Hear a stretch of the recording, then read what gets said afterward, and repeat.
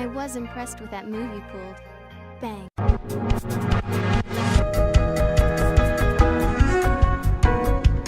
Ooh, ladies and gentlemen, boys and girls, children of all ages, it's me, it's G, it's DMC, the undefeated, undisputed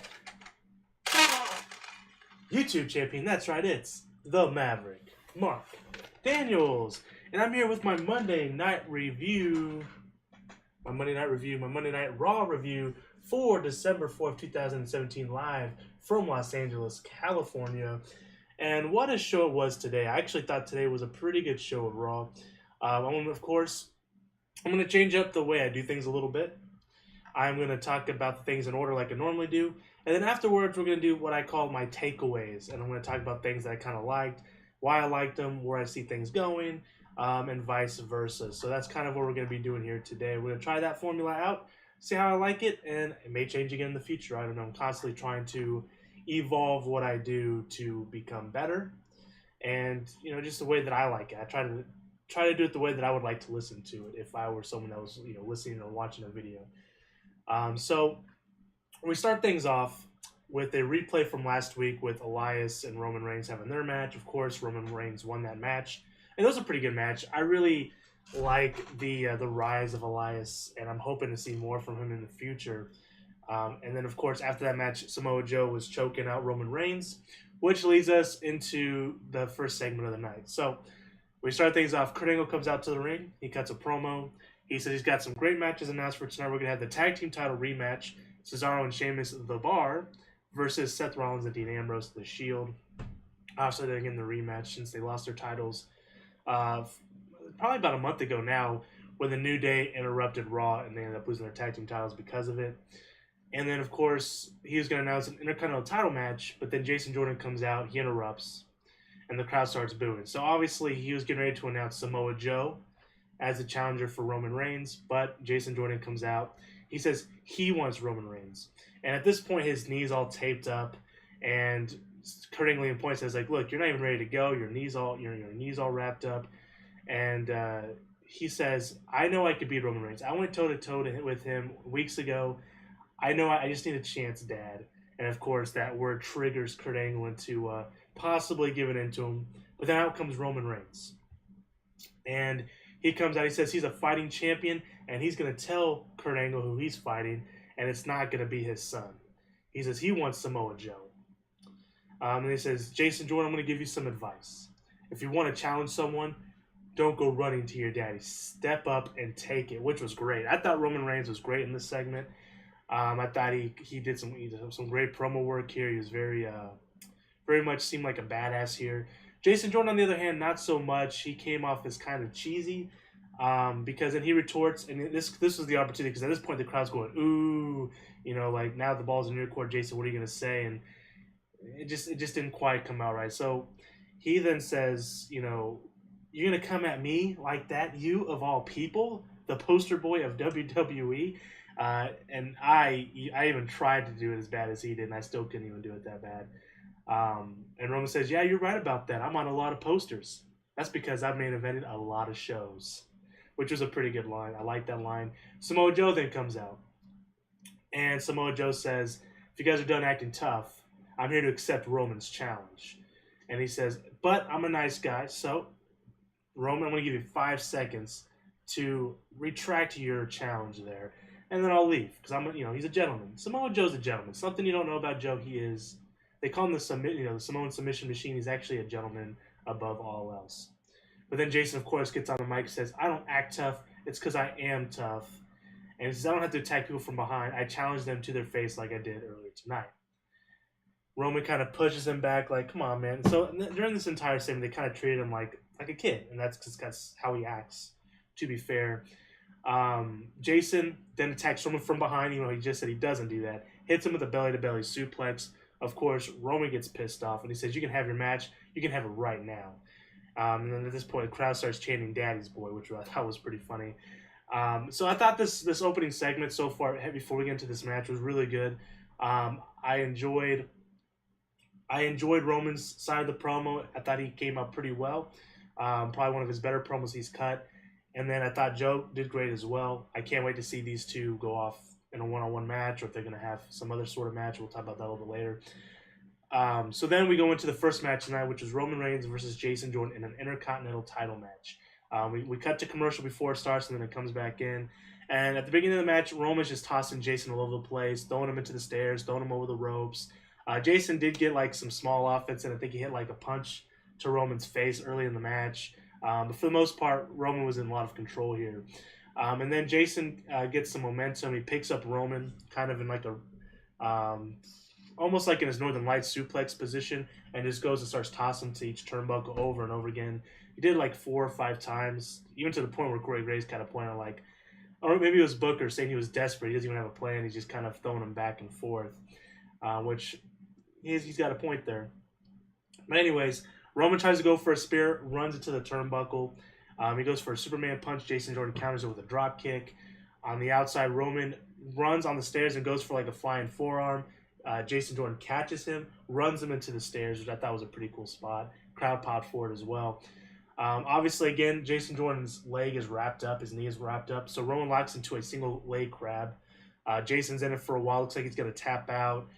Roman, puts it back into the middle of the ring, and he ends up getting out of it. He reverses into a near fall.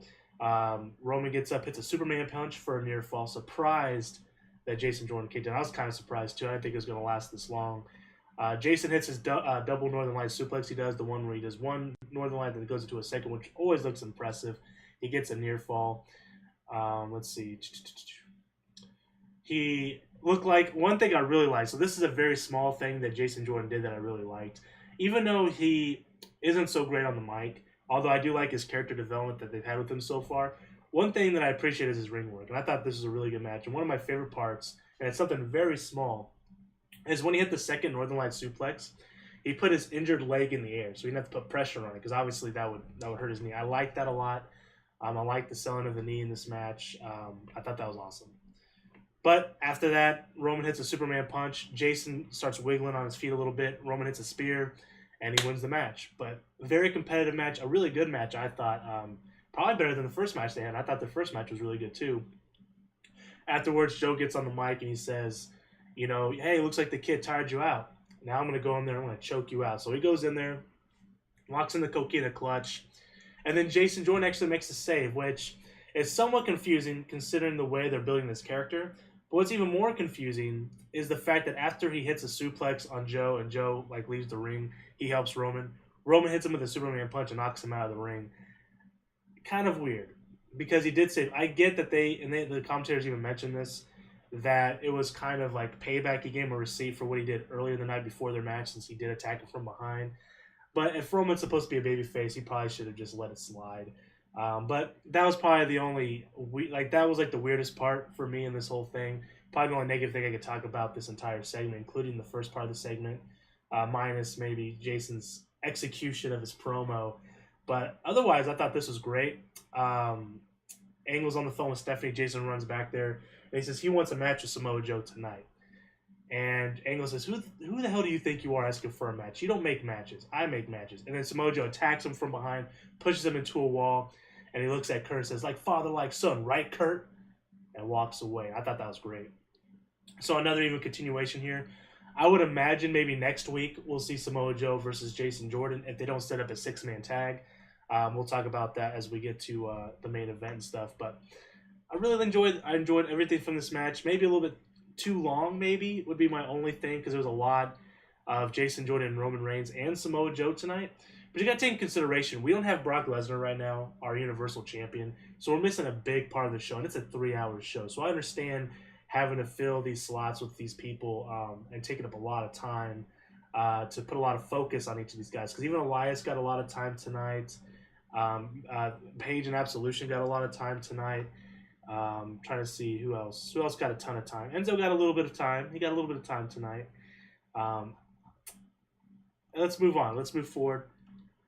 So, speaking of Paige and Absolution, the second match tonight was a one-on-one match. This was Paige's return match, her first match in over a year, versus Sasha Banks. She had Mandy Rose and Sonya Deville on her side on the outside, and of course Sasha Banks had Mickie James and Bayley.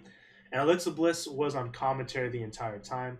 The match started kind of slow. and there was a spot where they both fell out of the ring. It looked pretty painful. Looked like they had some bad landings there. Hopefully they're okay. There was also a botched sunset bomb off the turnbuckle during the match. Sasha Banks went for the. Actually, I think it was Paige went for the sunset powerbomb, and Sasha went too early for the back bump. But otherwise, I thought the match was pretty okay. It was a solid match. I thought Paige looked good in this match. Sasha tried to set up for the bank statement. She went for the backstabber to go to the bank statement. Paige gets out of it. She goes for the rampage. Sasha gets out of it, hits the bank statement. Paige finally gets to the ropes. Absolution, Mandy, and Sonya on the outside with Mickey and Bailey. They start brawling. Sasha gets distracted, and then she gets hit with the super kick and then the rampage by Paige, and Paige gets the win. And of course, they attack Sasha after the match. Not much to say here. We'll talk a little bit more about this group of girls later on. Then we go backstage again with Kurt Angle. He's texting, possibly texting Stephanie McMahon. Could be texting his other mistress. I don't know. Because Kurt Angle's out of control. He is out of control, this man. Elias comes playing the guitar. The crowd pops. I pop because I want to walk with Elias. He tells Kurt, you need to silence your cell phone and hold your applause until after he's done with his performance. And Kurt Angle's like, that's very funny. He says, I want another shot at the Intercontinental title, but you picked your son over me. And then he says, you're biased towards your bastard son, and that'll be the end of you. And that got a big ooh from the crowd. I thought that was great. Kurt then says, okay, Elias, go play your concert, and I'll find an opponent worthy for you tonight.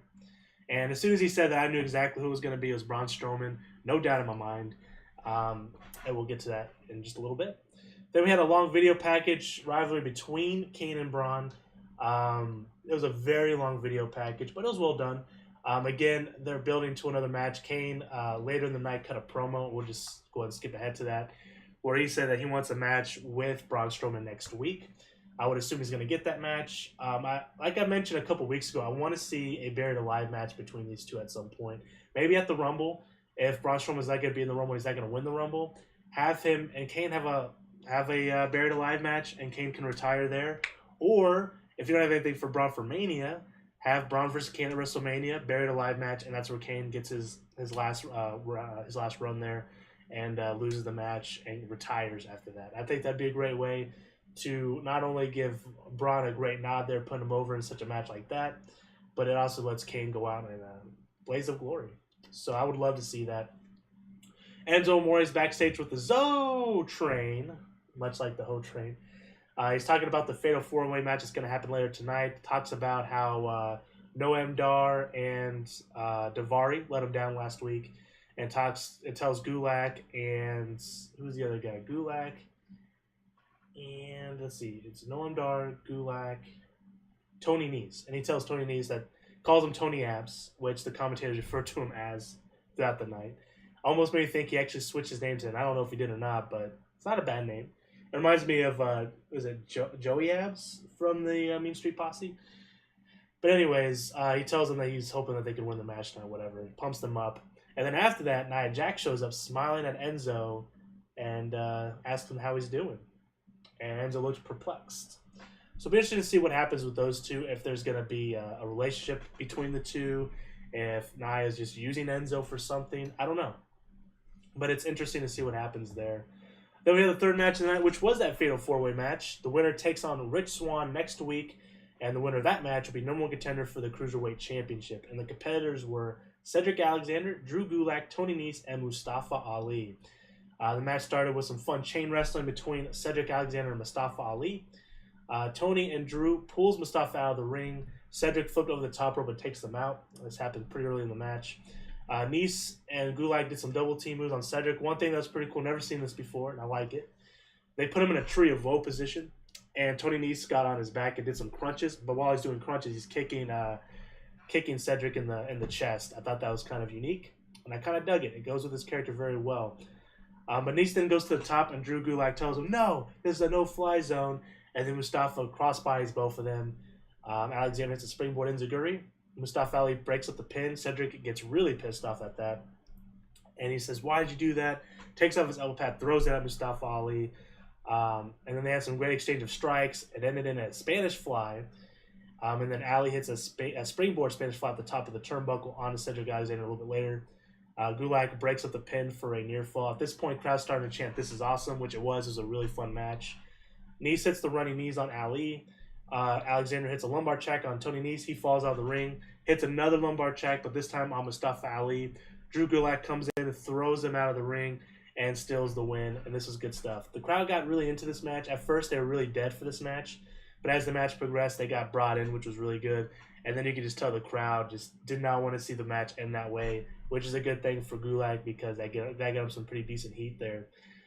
Charlie then interviewed Drew, asked if he would be conflicted if he wins his match next week because, of course, that means he would be going against Enzo Amore for the title. And he says that's a hard-hitting question.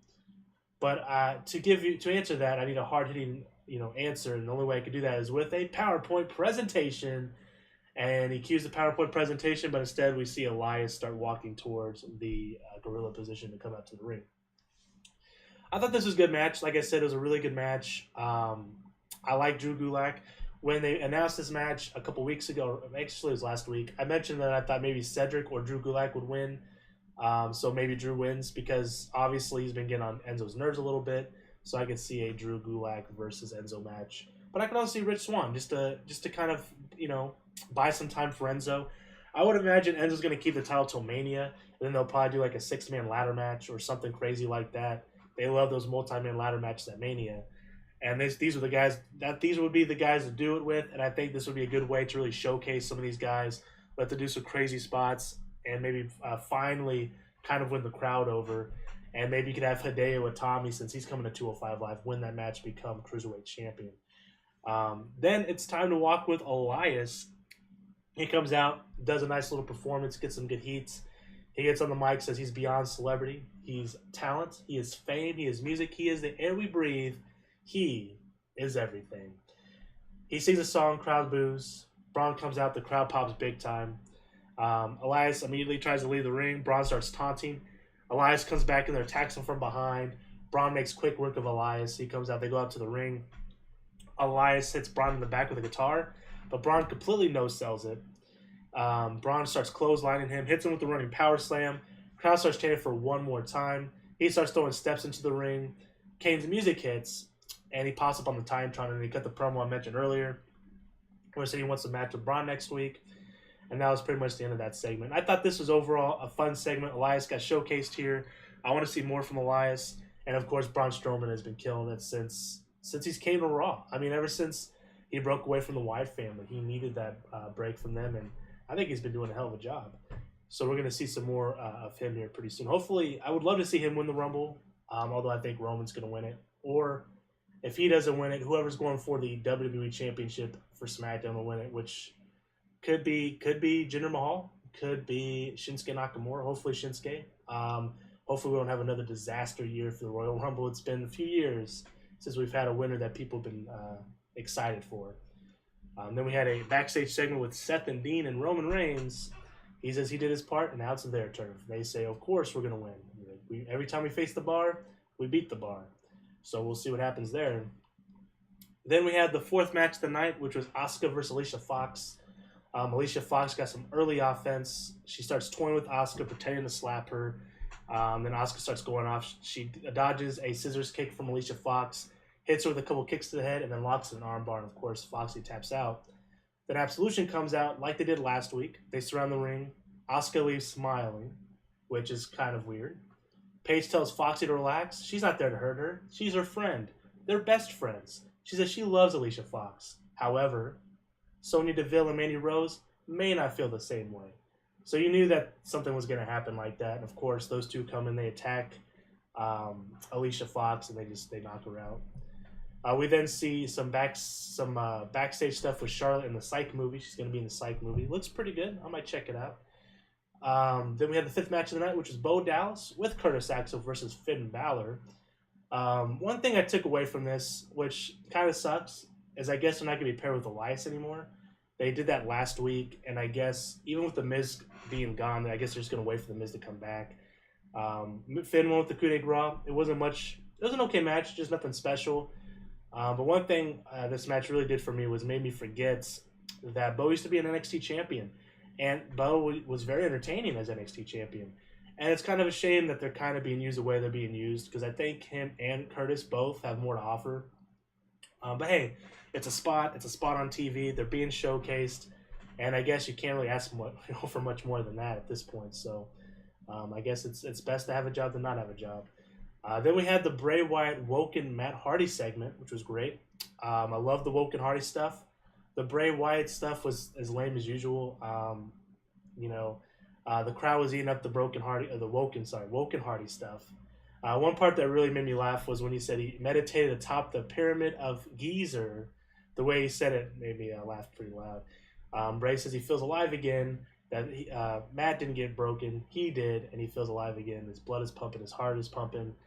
He's excited to see what happens with this, whatever. But then Matt sentences Bray to deletion, which then led to a bunch of delete chants from the crowd, which is exciting. I'm glad to see this happen. I'm excited to see what happens with this, and we'll talk about more about it when we go to our takeaways here at the end of the Raw review. Then we have the main event, which was the sixth match of the night: Seth and Dean versus Cesaro and Sheamus in a tag team title match. Burn It Down is back, and Seth Rollins' entrance music, which is great to see. I guess it was just a 1 week deal. I don't know if it was a botch last week, if they played the wrong music, what. But I was glad to see it come back because the crowd seems to enjoy it quite a bit. Some spots in this match: Cesaro and Sheamus early on in the match, they did a charging. They were power charging like Dragon Ball Z characters, and they kicked Dean in the guts, in the apron. I thought that was pretty cool. Seth went for a tag, but Dean is not there because he got booted off the apron by Cesaro. The bar then hits a fireman's carry uppercut on Seth for a near fall. Seth super kicks Sheamus to the outside.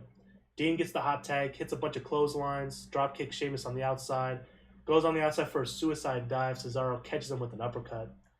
Cesaro then crossbodies Dean. Dean reverses it into a near fall. Afterwards, Dean would hit a couple more roll-ups for some more near falls. Sheamus hits Dean with a nasty knee from the outside. Cesaro gets a near fall. Seth then hits a superplex and a Falcon Arrow combo on Sheamus for a near fall, which is always great. And at this point, the crowd starts chanting, "This is awesome." Third or fourth match of the night where the crowd is doing this. That's great. A lot of great matches on this show. Seth went for the Kingslayer knee. Cesaro reversed into a neutralizer. Seth reverses into a Kingslayer knee, hits the Kingslayer knee. Sheamus comes in and starts stomping a mud hole on both Seth and Dean. They get disqualified. And they start walking up the ramp. You think the show's about to end because it's about that time for the show to end. In fact, I was watching the record. I seen there was 3 minutes left. Kurt Angle comes out. He said, "Nah, they're not getting off that easy." He says, "We're going to restart the match as a no DQ match." So they restart the match. Seth and Ambrose hit a dual suicide dives on them. Ambrose hits the rebound clothesline, and Seth hits a frog splash on Cesaro for a near fall. Crowd pops big for that. Samoa Joe comes out, takes out both Seth and Dean. He gets a loud amount of boos. Roman Reigns comes out. Joe runs out. Roman hits a very weak-looking Superman punch on Cesaro. Sheamus bro kicks Dean Ambrose, pulls Cesaro on top of Dean, and they win and retain their titles. I thought this was good stuff. Very fun match, really good match. Of course, until the end, which put all the heat on Samoa Joe, which is what you want. It's going to make you want to see them beat up these guys, which is what's going to end up happening. I think we might see a 6-man tag maybe next week, maybe at the Rumble. Maybe you can do a winner takes all at the Rumble. If the Shield wins, they get the tag titles. If Samoa Joe and the Bar wins, Samoa Joe gets the Intercontinental title. I think that's the way to do it. So let's go into our new segment. This is the takeaways. I actually have a lot of them for this week, which is a good thing. First, I want to say I like the progression of Jason Jordan's character this week. Although a confusing way to continue it, he had a really competitive match with Roman Reigns, and then helped him when Joe attacked him, only to give the Superman punch, which was the confusing part. But I like his entitled Daddy's Boy gimmick. I think it's great. I think it's getting over with the crowd, even though people don't like it, which is the point. So it is getting over with the crowd. They're booing him constantly. They're calling him Daddy's Boy, even to the point where Roman was getting a lot of cheers in his match against him. So this is only helping Roman Reigns, which is a good thing because they're trying to get that guy over and have been for a couple years now. Of course, Elias Sampson, or just Elias, he continues to kill it every week. Great segments with him. Unfortunately, he got taken out by Braun, which is fine because Braun is great. Braun is probably still my favorite guy on Raw right now. And speaking of which, the continuation of Braun versus Kane piques my interest. Will they go into a Buried Alive match like I predicted they would weeks ago? I would want to see him retire Kane. It's about that time for Kane. He's running for office, and if he wins, loses, whatever, I think his time in the ring is starting to come to an end. And I think what you can do with him is you retire him, and he can headline the Hall of Fame next year or the year after that. I think he definitely deserves it. Or you could put him in the same time, put The Undertaker in, and it could be just one of the top acts that gets inducted. Though they're running out of people to headline these things, so maybe save him for a headliner is my suggestion. Asuka continues to look impressive, though not sure what's going on with her in Absolution. Are Absolution targeting her? Is she actually the secret leader of the group? Because just like last week, they come in there, they kind of have a stare down, her and Paige kind of smile at each other, and nothing happens. They don't attack her, she doesn't attack them. So what's actually going on? Are they doing that purposely to build doubt in her mind? I don't know. But speaking of the women's division, who's next for Alexa? Is she going to defend her title before the Rumble, at the Rumble, or are they going to wait till Elimination Chamber, which is just called Elimination Chamber? I think it is. Or are they going to wait till Mania? Is it going to be a multi-women match at Rumble? Are we going to see a Battle Royal or a Women's Royal Rumble at the Rumble? These are questions I want to figure out. If I were to guess, just by looking at things, I think it's going to be a multi-women match. Maybe you could have Paige cheat to win, and then set up Asuka versus Paige at WrestleMania, or you can set it up at Elimination Chamber, give Alexa a rematch on a Raw, and then have Paige cheat to win to beat Asuka to break her streak, which people won't like, but that's fine, because then you can have her win the title in the big match at Mania to make up for it. So that's what I would do with her, but I'm curious to see what they do with Alexa Bliss in the Women's Championship moving forward. Next, we had the 205 Live Fatal 4-Way match. I thought it was great. Last week was great. This week was even better, I thought. All four guys got a good spotlight. The crowd actually got into the match, which is kind of rare for a 205 Live match. Great action. Loved how Gulak stole the win. Got some decent heat for it. And I'm looking forward to see what they do next week. It's going to be Rich Swann versus Drew Gulak. The winner will face Enzo Amore. Again, I don't know if it's going to be at the Rumble or if it's just going to be a filler match before the Rumble, but I am excited for it nonetheless. And speaking of 205 Live, it looks like they're pairing Nia Jax and Enzo together. Does that mean we're going to get rid of the Zoe train? I don't know. But possibly a modern-day version of Santino and Beth Phoenix, which was fun. When it happened, it was very funny. A lot of comedic relief, which is what Enzo's best at. And Nia needs something to do, and she needs a little bit more personality. And I think this is a great way to do it. So I'm interested to see what happens between them there. One of the negative points, though, was Finn Balor. He's kind of just floating right now. I don't know what they're doing with him. I don't know if they're just waiting until Brock comes back, if they're going to set up a match between him and Brock at the Rumble. Which, even though he already lost to Kane weeks ago, so he already kind of looks weak right now, but I guess it would be the Demon Finn Balor, so maybe that's the saving grace, and you can have the Demon versus the Beast at the Rumble. I know the rumor right now is that it's going to be Brock and Cena, which I'm fine with. That's completely fine. At the Rumble, it's a big match. I know people don't want to see it because it's already been done a few times, but would you rather see Cena take the pin, or would you rather see Finn Balor take the pin? That's the way you got to look at it, and I think I'd rather see Cena take the pin. Another thing that I kind of wish they would do more with is Bo Dallas and Curtis Axel. Kind of wish they were used a little bit more. Bo is a former NXT champion, had a pretty good title reign, which I mentioned earlier. Axel is a former Intercontinental champion, and I know people thought he flopped, but I thought he was pretty good. I thought he was decent. You know, he wasn't bad. He wasn't any worse than a lot of other guys at the roster at the time. I wouldn't mind seeing them chase the tag titles at some point. You know, we're kind of lacking tag teams. I know we have the Bar, we have the Shield, we have technically these two. We have the Club, or the Good Brothers, whatever you want to call them. But at some point, they're going to break up Dean and Seth. Will it be at Mania? I don't know. And then we're going to be left with nobody. We have Rhino. We have Heath Slater, although they're hardly on the show. We have the Revival. I think they're still injured, and I don't think we have anybody else. So mostly heels. The only babyface team we have is Seth and Dean. So I don't know what they're going to do. And again, I don't know at Mania if they're going to break up the Shield or if they're just going to move them forward into a multi-man tag team title match that they do every year. I don't know. It'll be interesting to see, though. Woken Matt Hardy. Very exciting. Last week I thought maybe it was too late, but judging by the crowd reaction and how it came across in the segment, I'm looking forward to it. I'm not going to think about how WWE might ruin it because it's something that something that they're known to do. But I'm just going to enjoy it and see where it goes. Although, speaking of Woken Matt Hardy, obviously he's in a feud with Bray Wyatt. Bray is still pretty bland, which makes me nervous for Woken Matt. However, Bray's segment today with him being bland didn't really take away from that, so hopefully Bray just ups his game a little bit and it'll be fine. Hopefully it'll be fine. Obviously that's going to be a match maybe at the Rumble, maybe at Mania, but I'm excited to see more of broken Matt Hardy. And hopefully they do some like Matt Hardy compound stuff where they bring in Vanguard 1, they bring in Rebby, they bring in Senior Benjamin, they do all that because that's part of the package, and that's what I want to see. I want to see the goofy segments, not just goofy, promos. Obviously, after the ending of Raw, we're going to see a 6-man tag team match at some point between the Shield and the Bar and Samoa Joe. Is that going to happen at the Rumble? Winner takes all? A way to take the Intercontinental title off Roman Reigns before Mania without him having to lose, and a way to cause tension between Shield members leading to Mania. Will Seth the Dean wrestle at WrestleMania? Or will it be a tag team title match, whether it's a multi-man tag match or just a 1v1 match with the Bar? Those are my thoughts on the main event tonight. Obviously, we're going to see a 6-man tag at some point, whether it's for the titles or not. I think it's a better idea to do it. And like I said there, it's a good way to take the title off Roman. You can have him get his rematch on an episode of Raw, have someone cost him the match, and then you can set up Roman versus Brock at Mania, which is kind of what it seems like they want to do. And that'd be a good way to do it. So, overall, several good matches tonight on Raw. Roman versus Jason was really good. Fatal 4-Way was awesome, and so was the tag team title match. I give Raw an overall rating of an 8 out of 10, which is a solid B+. It was able to keep my interest and build on some storylines heading into Royal Rumble 1.5 months from now. Doing some character building for a lot of guys. Granted, I wish they would do a little bit more character building for like a guy like Finn Balor. The guy, week in and week out, I'm seeing more and more posts on Twitter, on Facebook.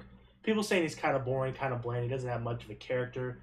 When he's one of the best wrestlers in the world. So they need to do more with him. They need to do more with the Demon. I don't know what they're going to do. I don't know if they should differentiate the characters a little bit differently, if they should get rid of the Demon entirely and just focus solely on Finn Balor. I don't know, but they need to do more with the guy so that people get behind him a little bit more. But hopefully they do something with him soon. But one thing I didn't really like and don't like, and they do this all the time every year, but where's Triple H? And why aren't Absolution being punished for all these attacks? They're attacking women left and right. I mentioned this last week. Why haven't they been punished for it yet? Is Kurt Angle just okay with them attacking people whenever they want to?